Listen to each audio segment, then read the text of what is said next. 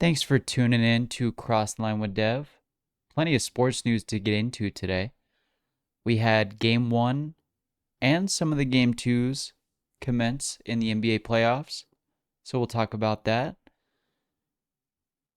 Let's start with the Lakers and the Timberwolves. This series has not gone exactly as expected. Game one went the complete opposite way the public expected it to be. Diehard NBA fans probably thought the outcome was expected. The Lakers in game one just came out flat, man. They came out flat. And Ant Edwards took advantage. Watching Anthony Edwards play basketball, he plays with so much confidence.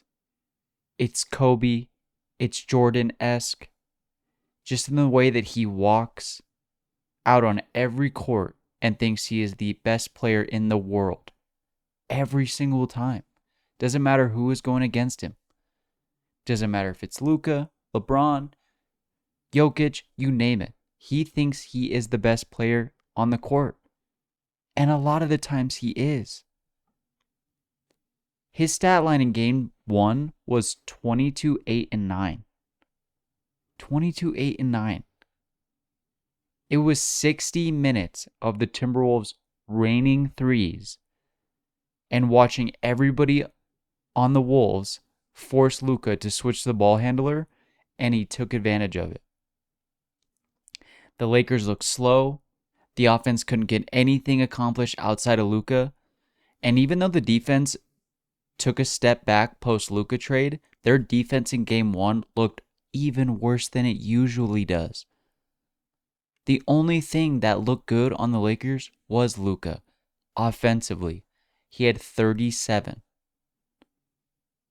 And as impressive as that is, in this series, I've been most shocked by Julius Randle.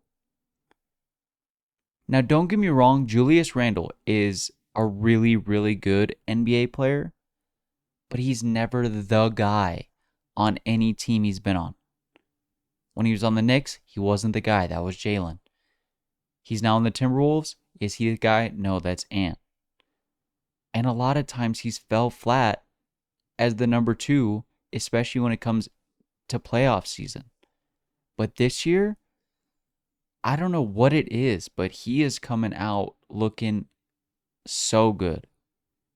He's stepped up big time. He's made some big shots. He's pretty good at creating situations where he can get the ball in the hoop. You can give him the ball, you can stand back, you can ISO. He can get it done. He's got it done in the playoffs so far against the Lakers. Game one's outcome moved the line way in the favor of the Timberwolves. I mean, before, everybody thought the Lakers were going to win, at least game one. But the T-Wolves come out and smoke them, and that line moved quick. Then we move on to game two, and it's the complete opposite of game one. The Lakers came out looking hot. Luka had 31. He nearly had a triple-double. And the T-Wolves came out slow. It's crazy how it just flip-flopped, like perfectly. There were tons of ticky-tack fouls in this game. Like, watching it was, you just seen it and you're like, what are they calling this for? There's no point to call that little ticky-tack foul. That's usually like a regular season foul. And it put a lot of the T-Wolves in foul trouble early. Nas, DiVincenzo. Now, they still stayed in, but they had to take more time on the bench because they're in foul trouble. A bizarre stat from game two was that Ant ended with 0 assists. Anthony Edwards, their primary ball handler, ended that game with 0 assists. That is so uncommon. Mike Conley looked old. He looked real old in this game. Like, he just did not look like Mike Conley of the past.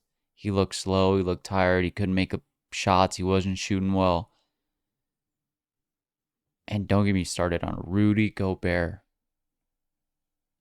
I know he gets clowned a lot for a lot of the stuff he's done in the past. A lot of the way he plays, he gets clowned a lot for it.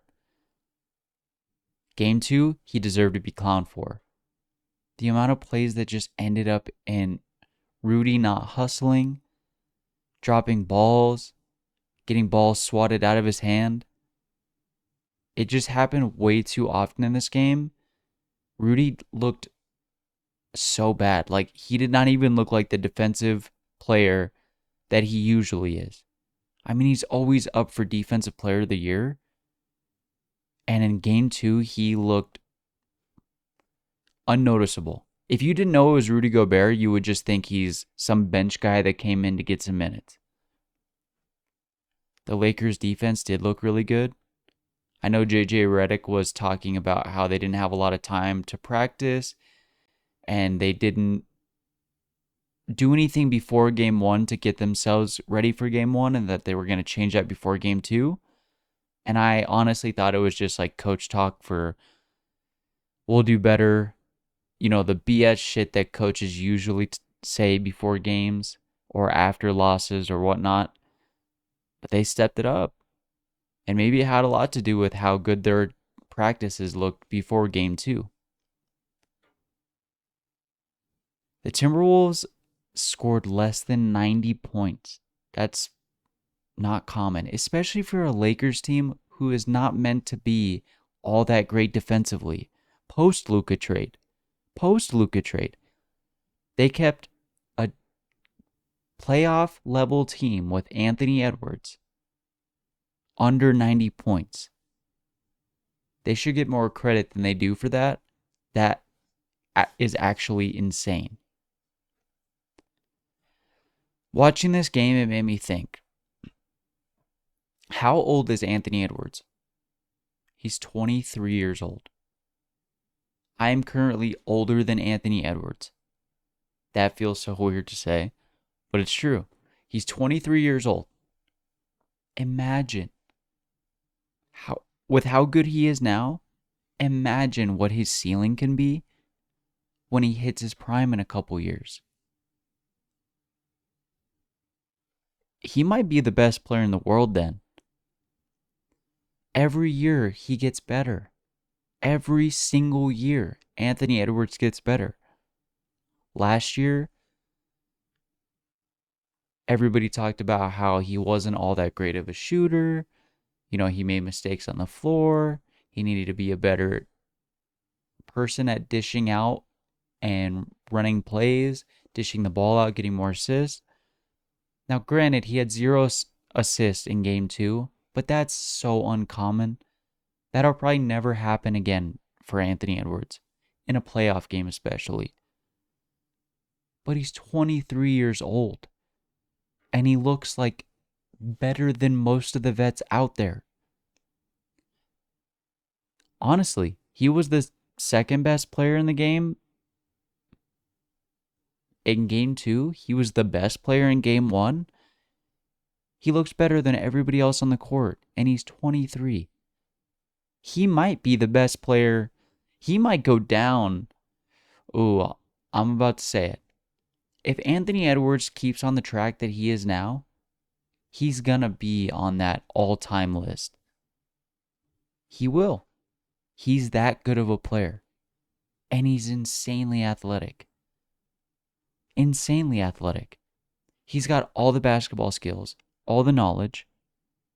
He is the guy on a playoff caliber team.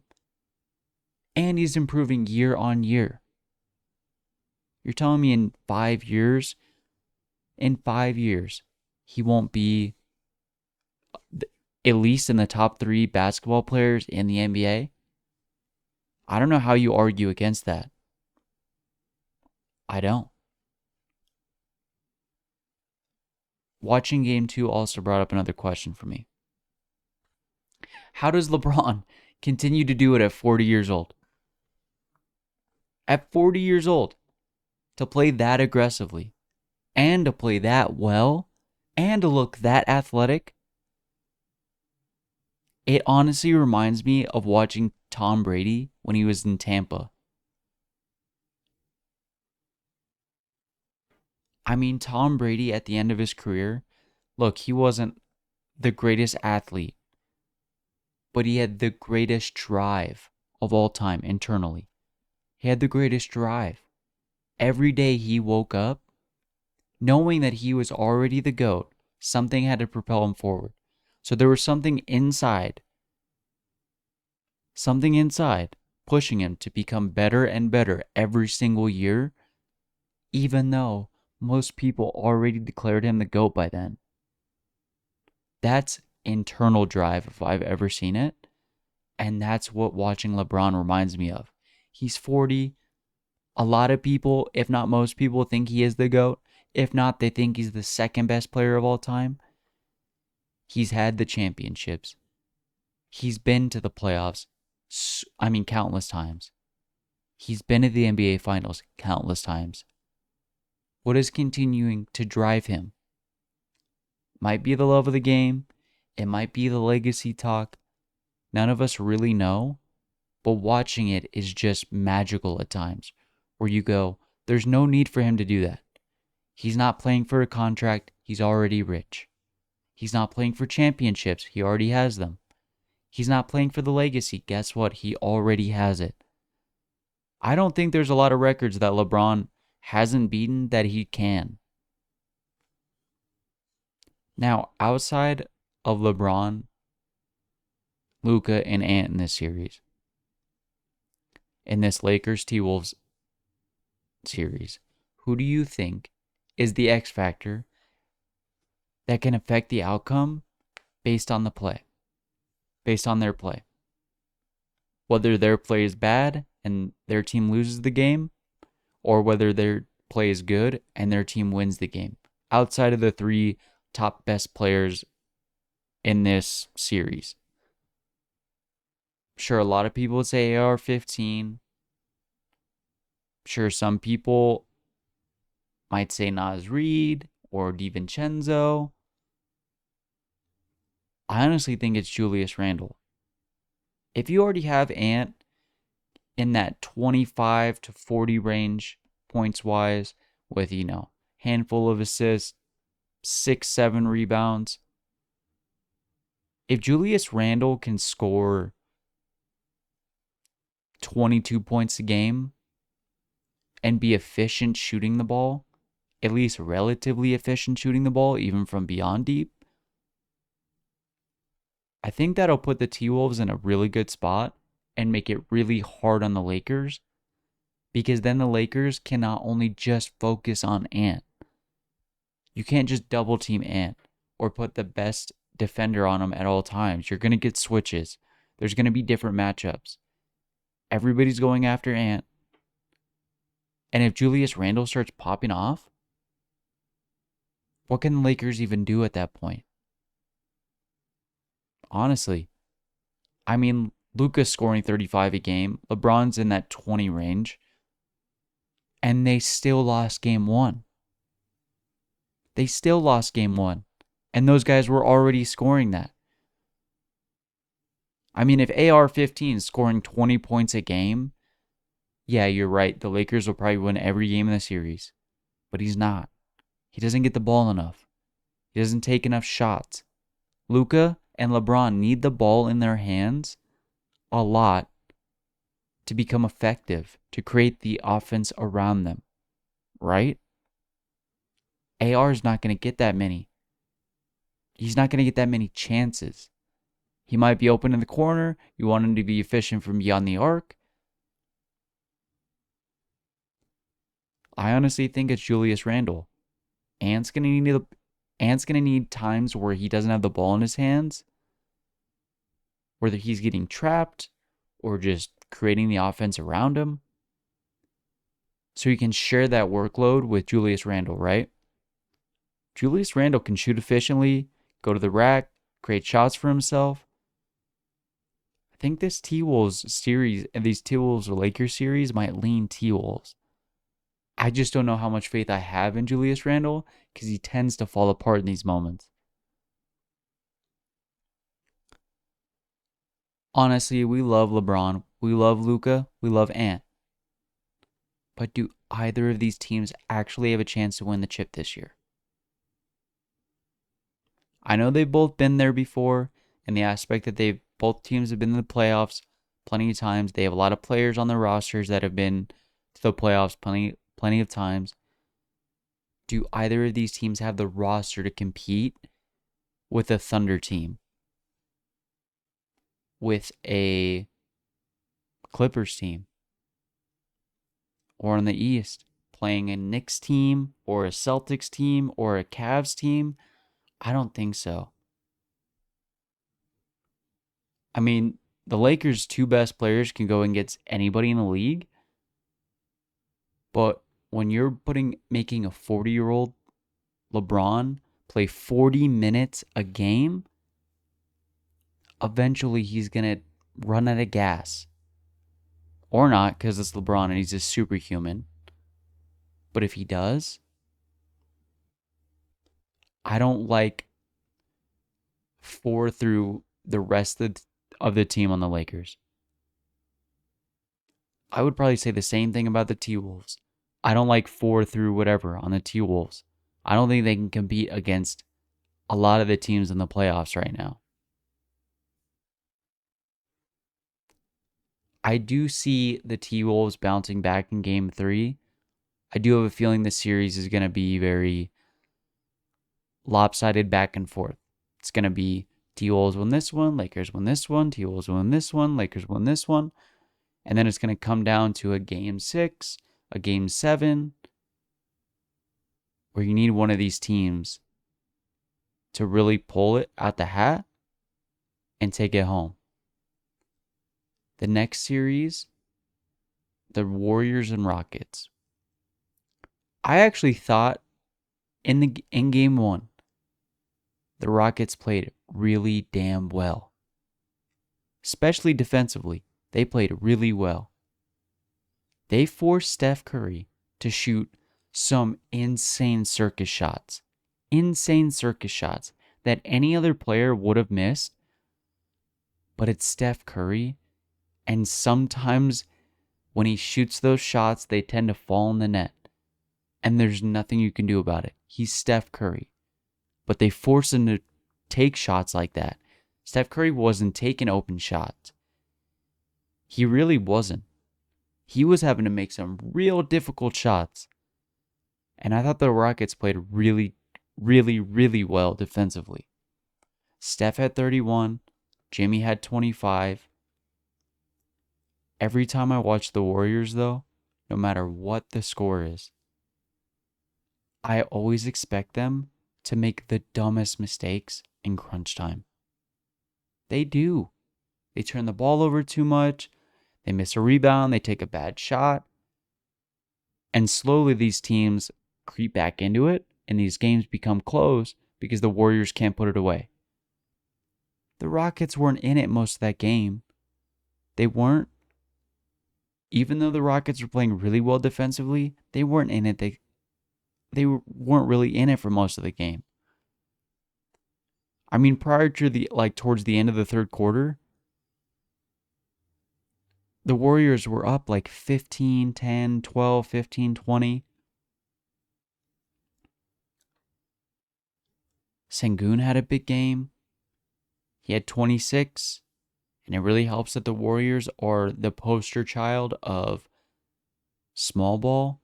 And so I expect Sengun to have a very good series. If Amen Thompson is this good of a player defensively already, imagine what he'll be like defensively in 5 years. He's going to be in the combo for Defensive Player of the Year. He probably will win a couple. If he's playing this well already, in 5 years, he'll be so good defensively.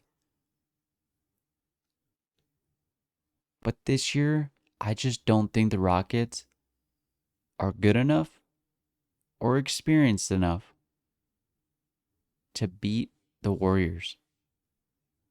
If they stay on the trajectory they're on, they could be legit contenders if they make a couple decent moves. in a year or two. I just don't think they're good enough this year. And you can see it in their play. I think the Rockets will probably steal a game or two in this series, but I expect the Warriors to win this series. I just hope that the Rockets eventually develop or obtain a finisher. Right now, they just do not have a go-to guy at the end of games. They've got a go-to guy during the games in Jalen Green, but they don't have one that you can give the ball at the end and say, we need a bucket, go get it now. They just have too many guys that think they're that for the Rockets. I think a lot of us think Jalen Green is that, but when you watch, you go, I don't think they know who that is yet. And Jalen Green could develop into that. I'm not saying he can't. But it doesn't feel like they have a go-to guy. Steph is the go-to guy. LeBron or Luka, go-to guy. Ant is the go-to guy. This series has been good so far, at least in Game 1. They play Game 2 tonight. I'm going to lump these next two series together because they don't feel like great series. There's not much to talk about in these series. The Celtics smoked the Magic in Game 1. They beat the Magic in Game 2 by 9, but no Jason Tatum. So the Magic still lost. And the Thunder absolutely crushed the Grizzlies in Game 1. I mean, it was by like 50 points. By 50 points. When the Thunder win by 50 and Shea doesn't have a great game, that's how you know this team can compete for a championship. When their best player doesn't play well and they still beat a team by 50 points. By 50 points. What team in the West can really compete with them? They might even win a chip this year. They honestly might. How do you beat a team by 50 points in the playoffs? 50 points. Not only are the Thunder incredible, but the Grizzlies got to do better. 50 points? At some point, it was the bench players playing at the end, and they still couldn't inch up closer score-wise. Shea bounced back in Game 2. He almost had 30. But the Thunder still killed the Grizzlies in Game 2. Let's talk about the Celtics when it relates to this. Jason Tatum was out of the series and the Celtics still beat the Magic. Granted, the Magic made the game a little bit closer than 50 points. But that's how you know the Celtics are this good and they can compete for a championship this year. Jason Tatum's out of the game and they still win and are competitive in the playoffs against a playoff caliber team in the Magic. I know the Magic are an 8 seed, but the Magic do give the Celtics a lot of trouble at times. I don't expect the Grizzlies to win a single game in this first series against the Thunder. I do think the Magic might steal a game. Not because I think the Magic are good enough to steal a game from the Celtics or beat them usually, but for some reason the Magic always give the Celtics trouble. They do. They play the Celtics really well. And the Celtics are prone to having one of those games where they just get absolutely smoked by a team that shouldn't beat them, especially in the playoffs. It's happened way too many times where you go, they're going to give up at least one. And I think it could be the Magic. Now, the Magic still couldn't beat them without Jason, so maybe this year's a little bit different with the Celtics, but they are prone and the Magic do play them well. I think the Magic could at least take a game. But the Grizzlies, I don't think the Grizzlies will even be within 15 of any of these games. Another series that I could have lumped into this conversation with about series that aren't really that important or aren't really that good to watch is this Cavs Heat series. Now, I would have lumped them into that bad round one matchup with the Celtics and the Thunder series. But something about this series raises questions in my mind that I'm curious to talk about. Is Tyler Herro an actual number one option, or has he just been forced to this year? I know he scores a lot of points, and he has his moments. But how many teams could you really put him on, and he would be the number one option? He might be a damn good number two. I just don't know if he's a number one. He's just kind of forced to be this year. Without Jimmy, Jimmy gets traded, and he's pretty much all they have left. They didn't make any other moves during the offseason. I don't think Bam is a number one either. Bam's damn good defensively, but without a developed three, he's just a small center. He's small for a center position. He's 6'9", 6'10". So he's not a 6'11", 7-foot monster. He's just a short center, plays very good defensively. He gets his 20 points. I don't think he's the number one. And am I the only one that doesn't see it this year with the Cavs? I love a lot of their players. I really do. I love Donovan Mitchell. I love Darius. I love Mobley. Just something about this team doesn't sit right with me. I have no idea why. I don't know if it's the way they fit, the way they match up together, or that they always seem to fall short in the playoffs. I don't know what it is. I just don't see it with the Cavs this year.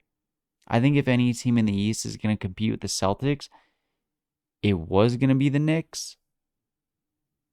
Other than that, I just see the Celtics dominating the East this year. The Cavs' record was incredible this year, don't get me wrong, and they deserve all the flowers for it. I just don't see them being championship caliber. This Pacers-Bucks series, man, Giannis is so damn good. He is so good. He's so good. He'll give everybody and anybody a 35, 10, and 10 piece. Nobody can stop Giannis. I don't know of a lot of players that can even slow him down. There ain't nobody in the league that can stop him from getting to the rack. The Pacers may not have the best single player in this series, but they do have a better 1 through 7, even if Dame is playing. And it's looking like Dame is going to play in game number 2. He's been out with the blood clotting issue. He's on some meds now. It seems like he's doing all right, but he's missed several weeks. It's not like he's been playing basketball. He's not game ready. So I don't think that with Dame coming back, the Bucks even have a shot at winning this series. I just think Giannis is incredible to watch. He's going to score 40. If you can outscore the rest of his team, you're going to beat him. But Giannis is going to score 40. So you have to outscore the rest of his team by 40 with whatever team you have. And I'm happy to get to see Dame play. Just Dame has not looked the same since Portland. Can anybody disagree with that statement? He hasn't looked all that good since Portland. Could be injuries, could be age, I don't know. Could be scheme. I know they fired a coach. They fired a coach in the past, so it could be scheme. And with them not being able to win this year, even though they're in the playoffs, speaking of the Bucks, what does this mean for Giannis' future? I know Giannis has said he wants to be a Buck for life. We've all heard it. He loves Milwaukee, and he loves that city, And I'm sure he wants to be there for the rest of his career. But can he actually win with the roster that he has set up? Can he? Can he win with the pieces around him? Not this year. I don't know that they have the capital to even really make a lot of moves come off season. So is it possible that they trade Giannis? Is it possible that after this season, Giannis takes a step back, looks and assesses the situation and goes, I want to go somewhere else? If the Pacers are going to beat the Bucks this year, I don't think any of us think they're going to win the championship. So what do the Pacers need to actually become a championship team? Tyrese is so much fun to watch. He makes basketball fun. He's made his team really good. He's turned this franchise around. But can Tyrese be the best player on a championship team? If you put him on the Celtics right now, is he the best player? No. Is he better than Jaylen Brown? I think a lot of us would argue, not me, but I think a lot of us would argue that Jaylen Brown is better than Tyrese Haliburton. Is he better than Kristaps? He might be at that Kristaps level for a lot of people. But can Tyrese be the best player on a championship team? What does he need around him? What team could you put him on right now that would be championship caliber and he would be the best player? He might be on the best team that fit all that criteria right now. I don't know if they just need better shooters, more depth. They have good depth. I don't know if they need a better center, better defense. I don't know. I love Tyrese just as a person. He's hilarious. He's got the best personality. But I'm curious as to if he can be the best player on a championship team. The Pistons broke a 15-game NBA playoff losing streak. But game one went it exactly as expected, and they won with ease. The Knicks did. Jalen had 30. OG and Cat had 20 plus. And Cade looked kind of rough. He scored 21 points, but on 21 shot attempts. That's not good. That's not good shooting percentage. That's not efficiency. Game 2, like I said, saw the Pistons bounce back. They broke that 15-game losing streak. And then it makes you question the other side of the ball. Cade had 33 and 12. He had 12 boards as a point guard. But the Knicks, what is going on? The only Knick that looked even alive during the game was Jalen Brunson. He scored 37 points. Cat and OG looked non-existent. Cat had 10 points. Karl Anthony Towns had only 10 points in a playoff game. I know he hit foul trouble early, but he also continued to settle for threes, and he wasn't shooting well. He was breaking them.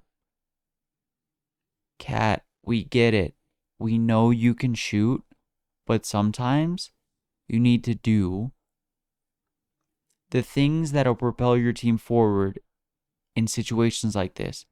Sometimes you got to turn your back to the basket. You got to bang bodies. You got to get down low. You got to get boards. And you got to take it to the paint. Now, if he was making every three he was shooting, we wouldn't be having this conversation. But because he wasn't shooting well, he didn't even score in the second half. And he just wouldn't do what was necessary. And so you put all that weight on Jalen Brunson's shoulders to backpack this team when nobody else is doing anything. Jalen is Superman. When you watch him, you're like, wow, he's so good. He's so good. But you can only overcome so much, even if you are Superman. Will the Knicks win this series? Of course. Of course the Knicks will win this series. Do I think the Pistons might be able to steal a couple?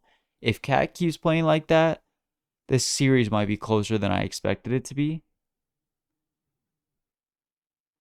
But did game 2 create a lack of confidence in the Knicks winning a chip? For me, yes. Yes. I thought the Knicks were the only team in the East that could compete with the Celtics. And after game 2 of this Pistons series, I don't think the Knicks have what it takes to compete with the Celtics. If Cat is going to shoot and only score 10 points, I think the Celtics might beat them in every game if they make it to play the Celtics. Because I honestly thought that Cat and Jalen Brunson, that the Knicks had that star power, the shooting, the defense, the clutch gene in both players to compete. But then Cat goes missing. Even Brunson scoring 37 wasn't enough. And so I think the Celtics are probably going to end up in the East this year. They will. They're going to end up coming out of the East this year. Because I don't think the Cavs have what it takes. I don't think they have what it takes. Now, the best series out of all of them is this Clippers-Nuggets series. Man, is it good? Is it a good watch? This is everything you wish and hope for with the NBA playoffs. Are games like this. That game one was not, the outcome was not what anybody expected. Sorry, I'm just pulling up the stats right now. This Nuggets team, Nikola Jokic had 29. Aaron Gordon had 25, and nobody else did a damn thing. It was Nikola Jokic does everything on this team. He does everything. He creates the offense. He gets the boards. He gets the assists. He shoots from everywhere. He's efficient from everywhere. Everything he does he does so damn well. He needs some help. And a couple years ago, we thought he had that help. But Jamal Murray has not looked like Jamal Murray of past. He hasn't. Jamal Murray's been non-existent. If it weren't for Aaron Gordon scoring 25 points, this game would have been rough. I mean rough. Because Jokic is going to get a 30-point triple-double in every game. Or at least close to. But you can't rely on Russell Westbrook to have 15 points and to play that many minutes. You want Michael Porter Jr., the guy that you're paying a ton of money to at the forward position, to do something. He scored 3 points. He scored 3 points in 26 minutes. The Nuggets are essentially playing 4v5 basketball when that happens. Christian Brown had some big defensive plays. He had some big steals in that game. That game came down to the wire. I think the Clippers let it slip through their hands. They had 20 turnovers.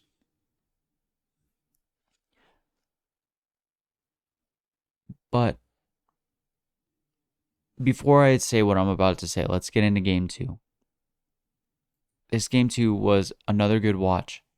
Another damn good watch. I want to pull up these stats to game 2. Speaking of which, game 1, Kawhi had 22 points.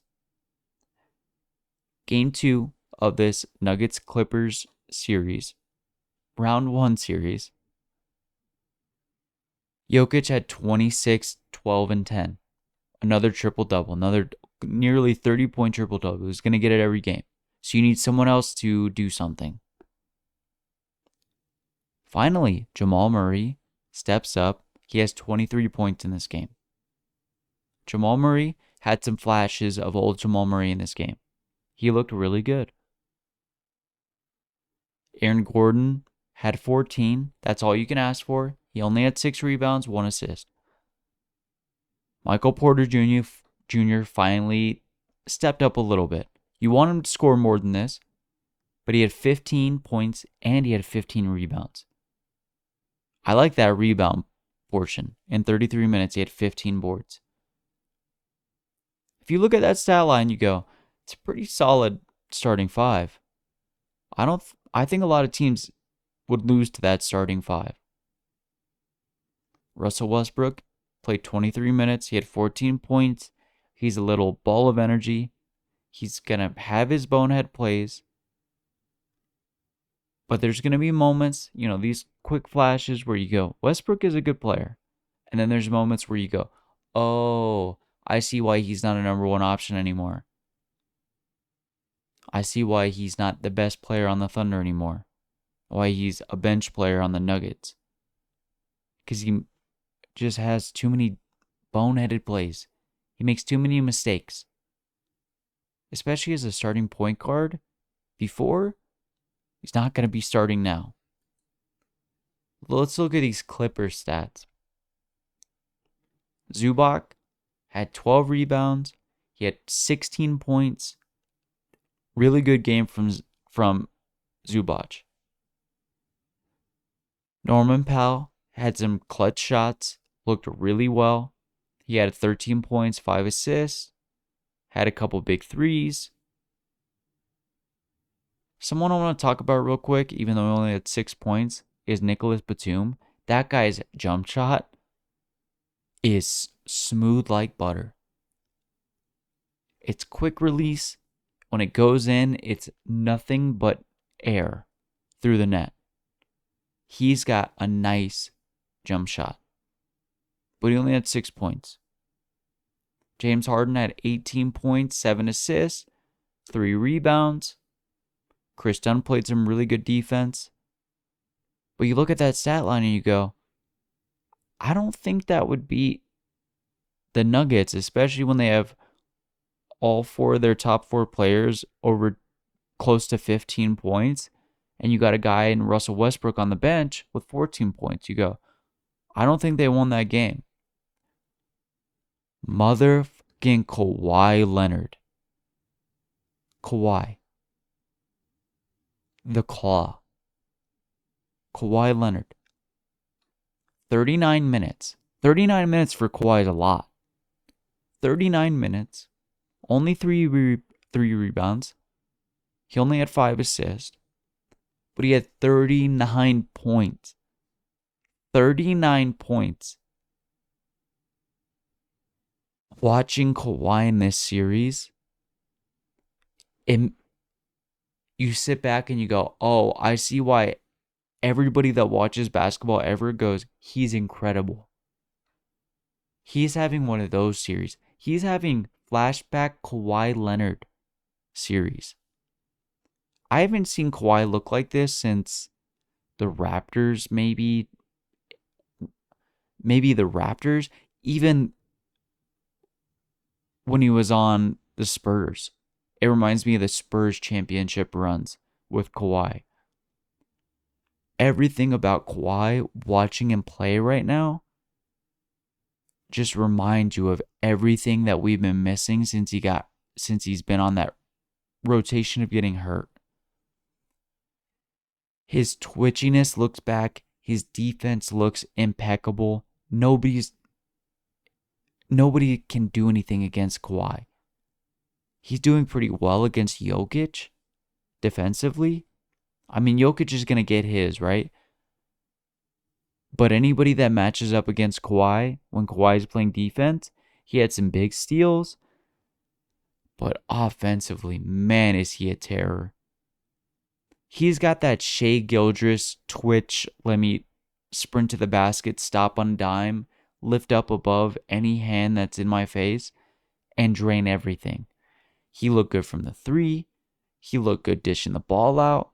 He was doing back cuts to dunks. I mean, Kawhi's looking like MVP Kawhi. He looks so damn good right now. And I'm happy. I'm so happy to see Kawhi back in his Kawhi MVP form. James Harden looked good too. I mean, James Harden was hitting some big shots. He looks mellow. He looks calm. He's like the opposite of Russell Westbrook. Russell Westbrook is a ball of energy. He's going to mess up. He's going to make some dumb plays, but he might have a couple plays where you go, oh, he's still kind of a freak athlete and he can kind of do some shit. But James Harden is laid back. He's mellow. He's calculated. You watch James play right now, and it used to be about he's going to score 60. But right now it's like he just runs the offensive scheme calculated. And you mix that with Kawhi Leonard's defense, his scoring ability, his efficiency. Kawhi Leonard is shooting incredibly efficient right now. I mean, I don't even know that he has more than 11 misses in both games. And he's got 61 points between both games. I don't even think he has 11 misses. I think game 2 he's 15 for 19 for 39. He missed 4 shots. 4 shots. Remember, I was talking about Cade Cunningham at 21 points on 21 shots. Kawhi Leonard had 39 points on 15 shots. That's insane. That's insane. If all of them would have been threes, he would have had 45 points. So that means he shot 15 times for 39 points. That's a 6-point difference. Insane. And Zubac's looking good. He's looking like the most improved player of the year.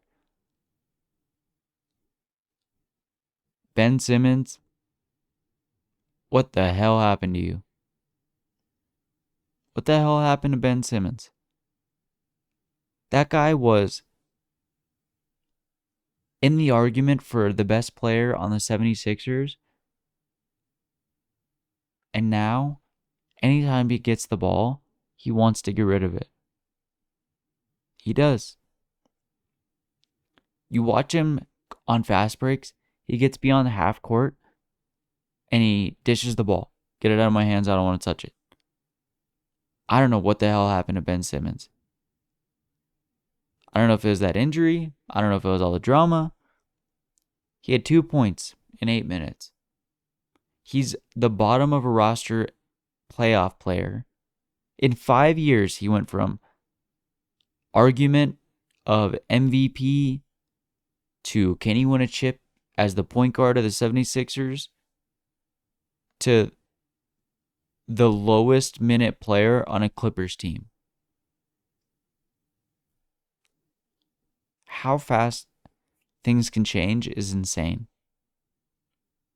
He used to be elite level talent, and now you'd probably play an old Russell Westbrook over a Ben Simmons right now. It's kind of crazy to look at this stat line and go, wow, the bench really didn't do much for the Clippers. And they still beat the Nuggets. Granted, the Nuggets have been a rough team this year. They have a decent record. They did make the playoffs. They fired their coach and GM.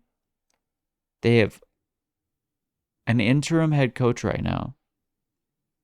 And if it weren't for Nikola Jokic, I don't even know this team would be in the playoffs. I don't even know if they'd be in the play-in if Jokic didn't play. Jamal Murray's looked like shit this year. Aaron Gordon has probably been the only consistent player on that team outside of Nikola Jokic because Jamal Murray's looks awful. Michael Porter Jr., Granted, he's had a lot of off the court stuff happen, but he's looked awful this year.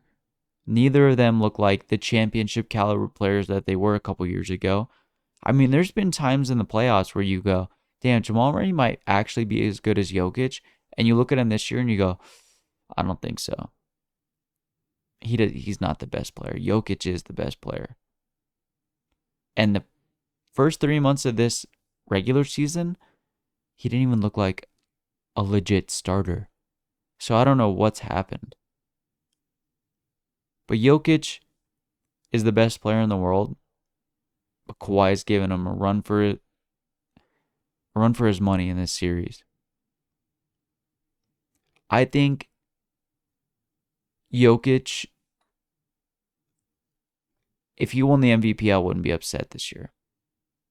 I mean, I kind of want to see Shea win it just because it's Shea and the Thunder are probably going to win the chip this year. It just feels like their moment. But you've seen it in the Thunder series where you go, Shea's non-existent and this team still won by 50. But if Jokic isn't playing or doesn't score a 27 plus point triple-double, they're going to lose.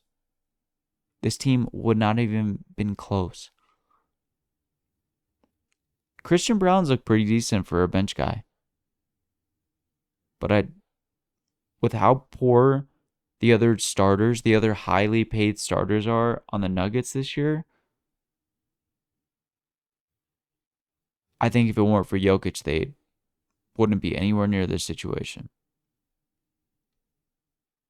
Happy for James Harden. Still think he's probably going to have a game where he looks awful. And you might have a game where he scores 45 points. But Kawhi has been consistent on both sides of the floor. And I think that's what's really made the Clippers look like the favorites in the series. But I do still think this series is closer than a lot of analysis are saying. I think a lot of people watch the NBA a lot and talk about it, think the Clippers are going to win this series because of how well Kawhi's playing. But even though Kawhi had 39 points, the Nuggets still only lost by 5? By 3. And Jokic didn't even have 30 points. I think the Nuggets and Clippers are the most evenly matched team in round 1 of the playoffs. They are so evenly matched. I think this is going to be a Game 7 series. And it's going to come down to whichever role player performs the best in the moment. Kawhi, barring an injury, and Jokic are going to get theirs. They're going to look amazing. They're going to look like the best players in the world at times.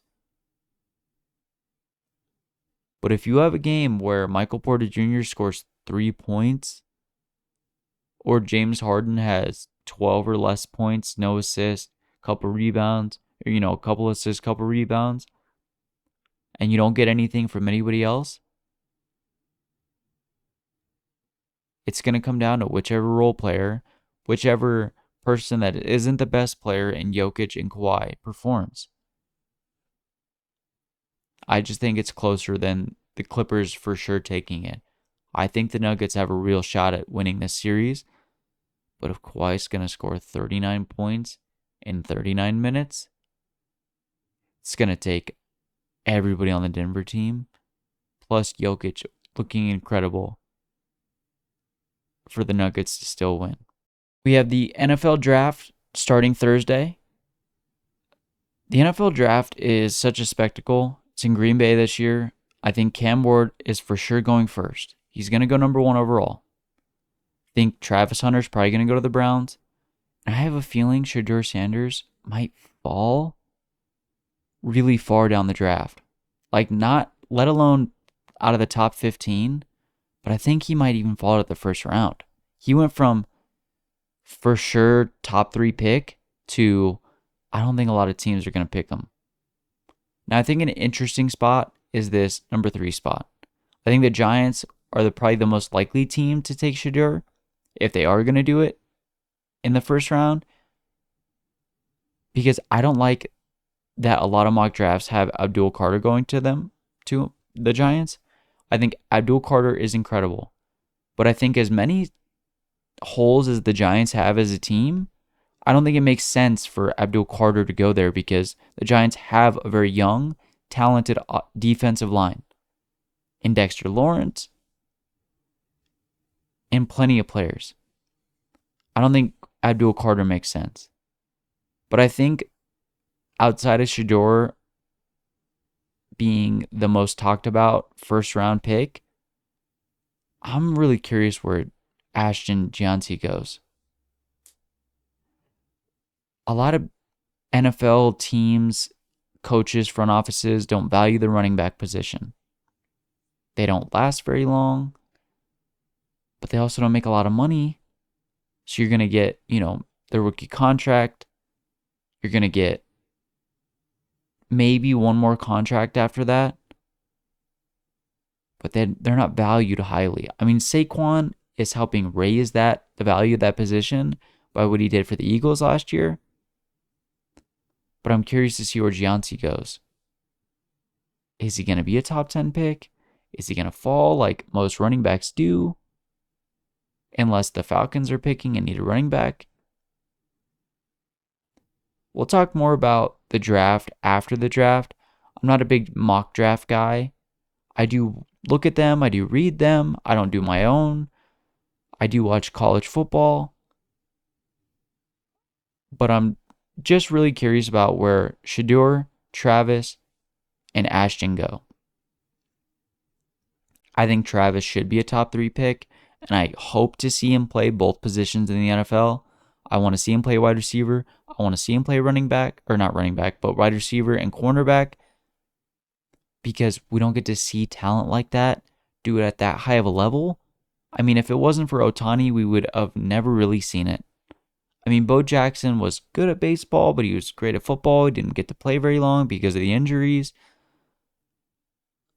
I mean, we saw Dion kind of do it. Mostly package work. He wasn't all that great in the MLB. But we did get to see him play both wide receiver and cornerback. But he was much better as a cornerback than he was a wide receiver, and I think we can all agree on that. And if a player can do that, I think it's taken away from not only the player, but the fan base to get to see an experience like that. To get to see a player play both sides of the ball all game, it would be taking away from us, the viewer, to not get to see if they are able to do that. So the draft starts tomorrow. I'm curious to see what mock drafts were accurate, where Shedeur goes, where Gianti goes, where Travis goes. But other than that, it's just the NFL draft. We never get to know how well these players are going to perform until it's time to perform during the regular season. And I'm curious to see what happens with the QBs still in the conversation for getting traded for or signed, like Aaron Rodgers and Kirk Cousins. I'm curious to see how the draft affects that, how it affects teams' decision making when it comes to picking up those players. But outside of that, I really just wanted to talk about the NBA playoffs. I love watching the NBA playoffs. I love talking about it. I'm so appreciative of anybody who watches Crossing the Line, watches it once a week, experiences it with me. So if you enjoyed what you watched, please feel free to leave a like, comment, subscribe, follow me on all my socials, and I will see you guys again next week where we'll talk about the NBA playoffs, how round 1 went, how round 1 is going for some of the series that aren't over, and what happened during the NFL draft. Who slid, who got picked up way too early. But again, thank you guys so much for watching Crossing the Line. I am Dev, and I will see you guys again next week. Enjoy these playoffs, enjoy the draft. Have a good week, guys. Peace.